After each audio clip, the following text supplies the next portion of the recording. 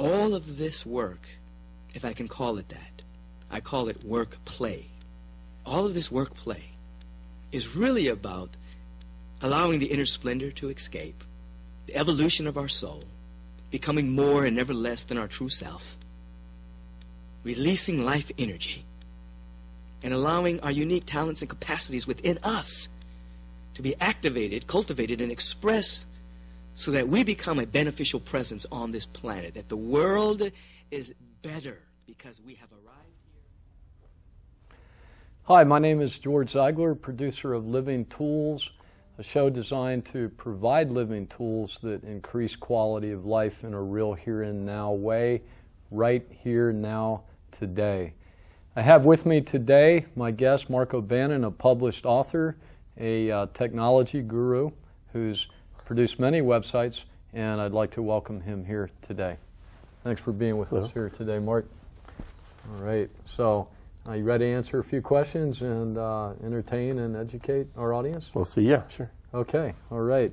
My first question for you is, when did you first decide you wanted to be a writer? Well, I was sitting home one day and I looked up on my bookshelf and I started counting books I had on writing, and I came up, I counted about 150 books, over 150 books on writing, and I'm like, wait a minute, I'm a writer. And I'd written about 2 million words worth of stories for fun, and I realized I was a writer, so I decided I should actually write a novel, start writing books, and I did. So you just sort of evolved into it organically over time. Okay, all right. How do you develop ideas for your stories? Well, usually I take what's called the 7 steps of classical story structure, which are taught by John Truby, and he's one of the top story consultants in Hollywood, and he's the author of the book, The Anatomy of Story, which is the best book. In fact, I could take his book and I could take my entire library and throw it out and replace it with his book, and it's that good.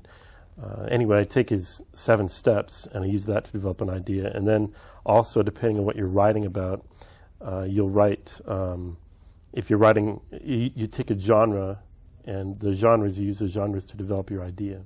And that's kind of how you do it. So if you're writing a story about what is human and what is not human, that's a horror story. If you're writing a story about how what makes a good life, that's a fantasy. If you're writing a story which is an exploration of the truth, that would be like a mystery.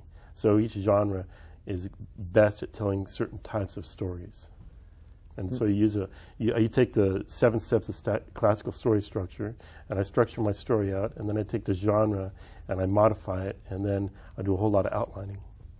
So that's how you do it. That's very interesting. And I would imagine that in each genre there's certain types of heroes or protagonists, I guess, as they say.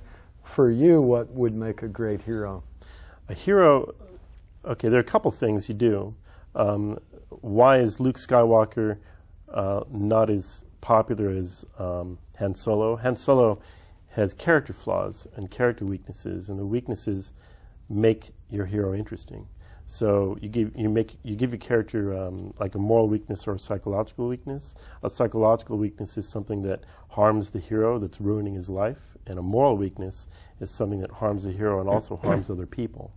So when you make your character, you give them weaknesses, that makes them interesting to the audience, and then what you do is you give them value systems, and so you have a hero with his value systems fighting an opponent with his value systems, and now you have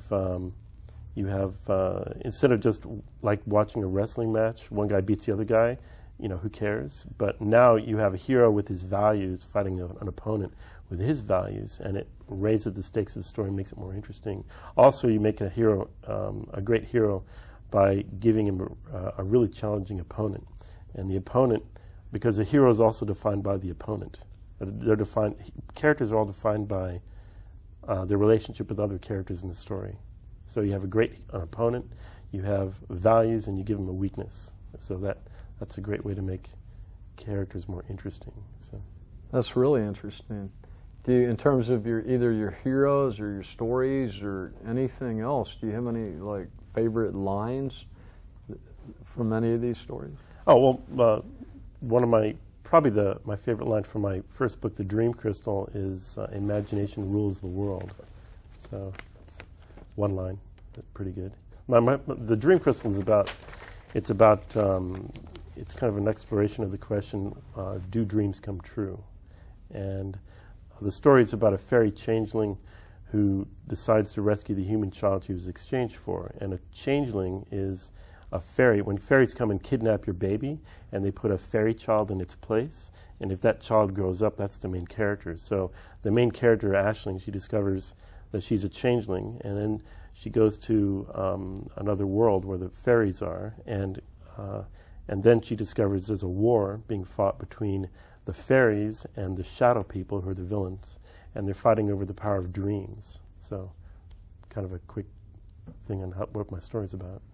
I see. How did you come up with that theme for a story? Is it something that you'd been thinking about a long time and then just decided to write about it, or did you start to type it into your computer and it just started coming out, or, you know? Where do ideas come from? Well, well, I've been studying like Tony Robbins and Think and Grow Rich and The Secret, and I wanted to write a book that doesn't just say, you know, thoughts create reality, and you imagine something and make it happen. I wanted to explain how it works too.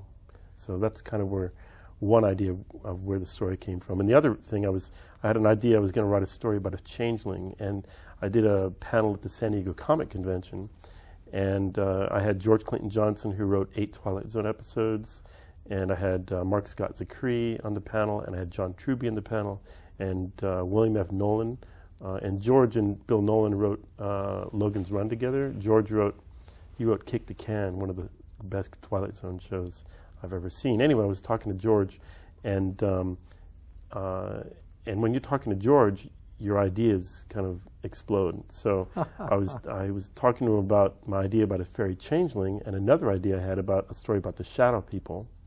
And while I was talking to George, I got the idea of putting them together into one story. So. I see. That's very interesting. It sounds like in a certain way that your book is a metaphor for reality. It could be, yeah. Yeah, it is. Okay.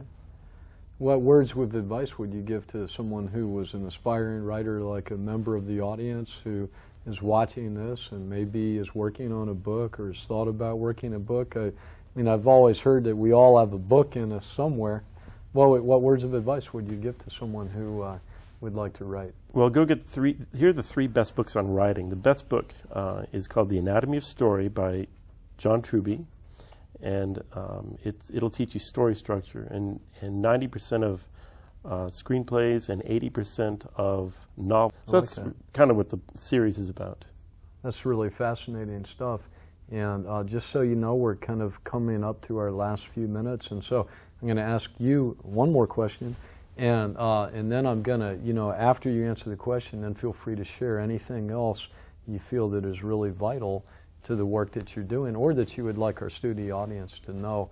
And so my last question then would be, and we're down to about 1 minute here, so instead of asking that question, just to show you how well I adapt, I'm going to just give you another minute to just leave any final message you'd like to leave for the audience. Well, the Dream Crystal is available on Amazon.com. Okay. It's a Kindle book. If you don't have a Kindle reader, you can get one. Just type in free Kindle reader for Mac or PC. And get, you can go to my website. You're not allowed to, just so you know, this is public access, we're not allowed to give websites and stuff. Well, but they can call me, and I'll give them your website. You can just Google my name, Mark Obannon. But if you want to get be a writer, read J.A. Conrath's blog, get John Locke's book, How I Sold a Million eBooks, and get The Anatomy of Story and Zen and the Art of Writing to be a good writer. And so that's the best. That's great. That's great. Well, you know what? I want you to know I really appreciate your coming here today. You and I actually only met about maybe 3 weeks ago now, and I was immediately fascinated when I met you. And of course, we did have about a 4-hour conversation that night, and I really appreciate your coming today. And just to the audience, I'd like to thank you for taking this time to watch our show tonight. I'd like to also invite you to watch our other shows. We are, I'm a member of the San Diego Community Coalition. Our website will show up at the end of the broadcast, as well as my phone number. And we have some other shows which include Marilyn McLeod's show, which is called Consider the Possibilities. She talks about a lot of very positive things happening in the community right now. We also have a brilliant musician named Joe Stevens, and he has a show where he brings on other musicians. And we have a show called Let's Talk About Love, which we all love that, right? By Rick Ireton. And finally, and last and certainly not least, we have a show called Progress in San Diego, which is hosted by Walter Davis, who also is the executive producer of San Diego Community Coalition and really the driving force behind what we're doing here. And we do appreciate your taking the time to visit with us this evening. We hope you found Mark interesting, as of course he is. And again, feel free to visit our website, and you have a blessed and wonderful day. Okay, so.